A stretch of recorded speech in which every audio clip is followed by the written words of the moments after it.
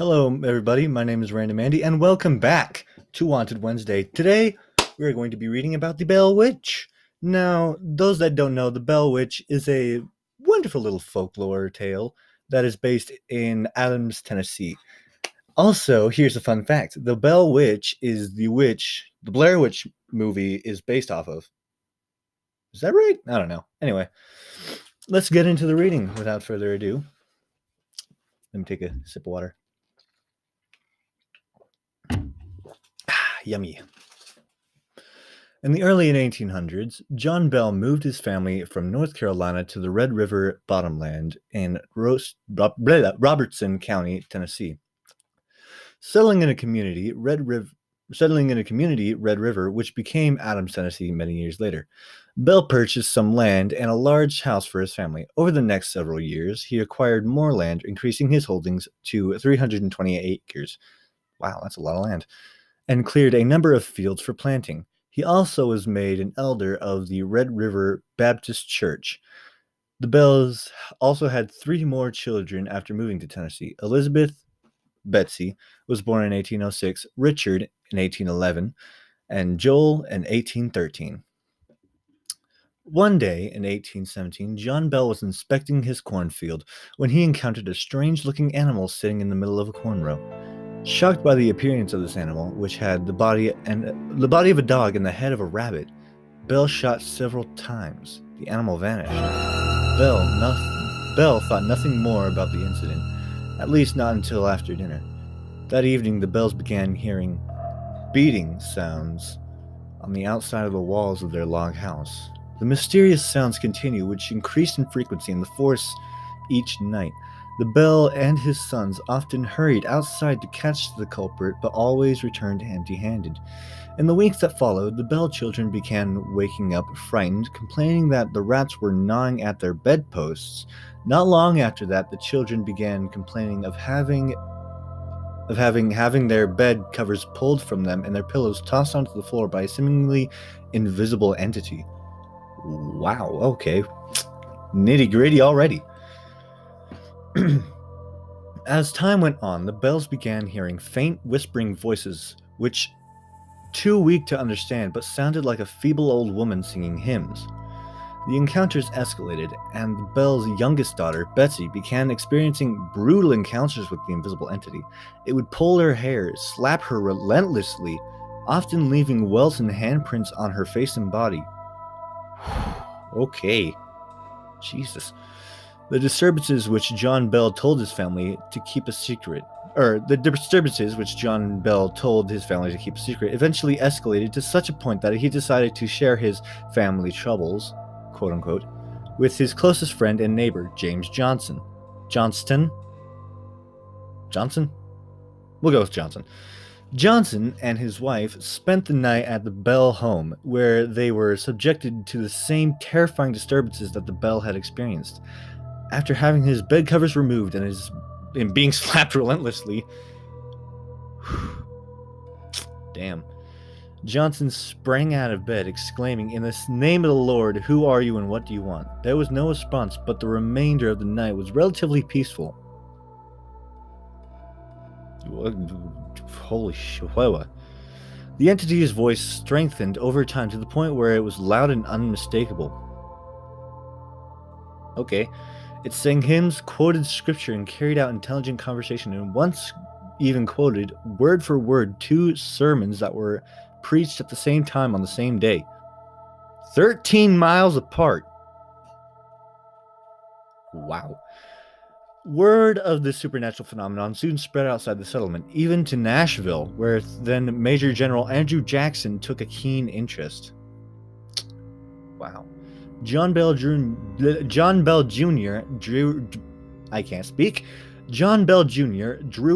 Drewy Bell, that is hard to say, Jesse Bell, and John Bell's eldest sons had fought under General Jackson in the Battle of New Orleans in 1819. Jackson decided to visit the Bell farm and see what the hoopla was about. Jackson's entourage consisted of several men, some well-groomed horses, and a wagon. As they approached the Bell property, the wagon stopped suddenly and the horses couldn't pull it. Strange. After I'm having a stroke. After several minutes of after several minutes of cursing and trying to coax the horses into pulling the wagon, Jackson proclaimed, "By the eternal boys, that must be the bell by the eternal boys, that must be the Bell Witch." Then a disembodied female voice told Jackson that they could proceed and that she would see them again later that evening. Jeez. They were then able to proceed across the property, up the lane, and to the Bell home, where Jackson and John Bell had a long discussion about the Indians and other topics, while Jackson's entourage waited to see if the entity was going to manifest. One of the men claimed to be a witch tamer. Okay. After several uneventful hours, he pulled out a shiny pistol and proclaimed that its silver bullet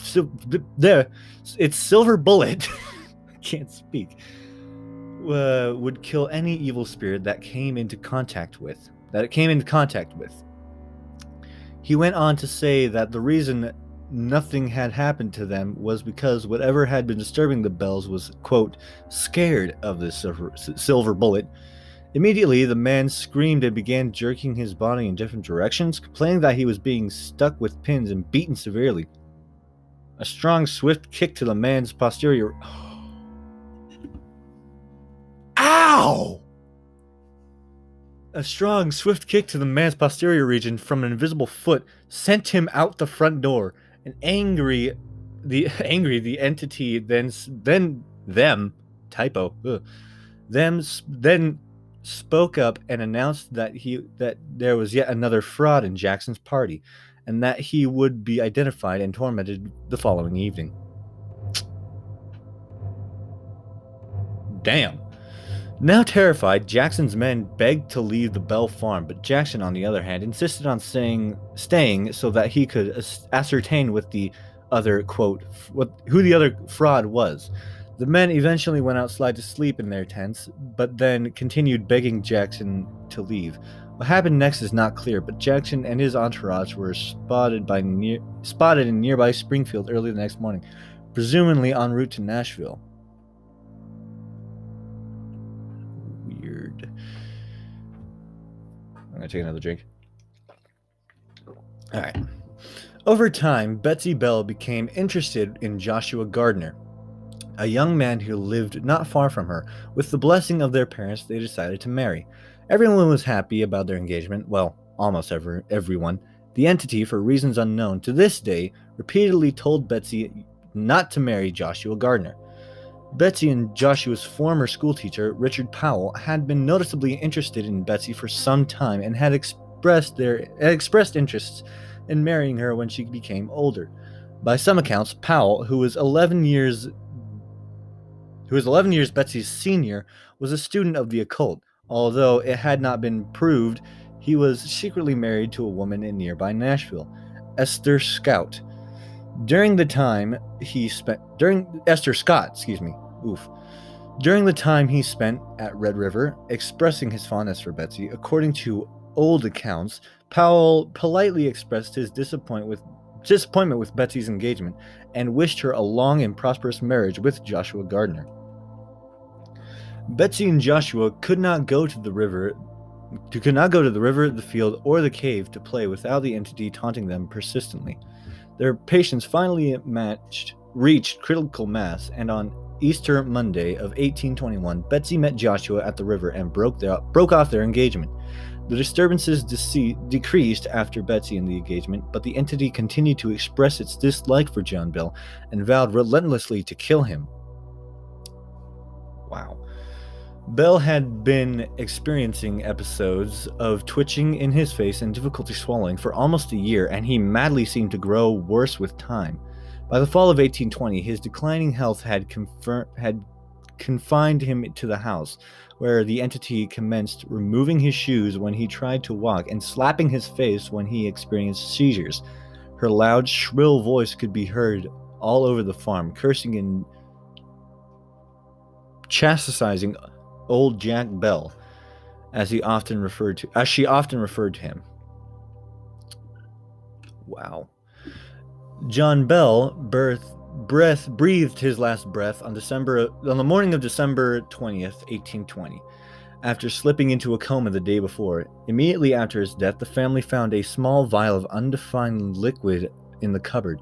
John Bell Jr. gave some of it to the cat, which died instantly. Oh, wow. The entity then spoke up, exclaiming joyfully, "I gave old Jack a big dose of that last night, which fixed him." John Jr. quickly threw the vial into the fireplace, where it burst into a bright bluish flame and shot up the chimney. Wow.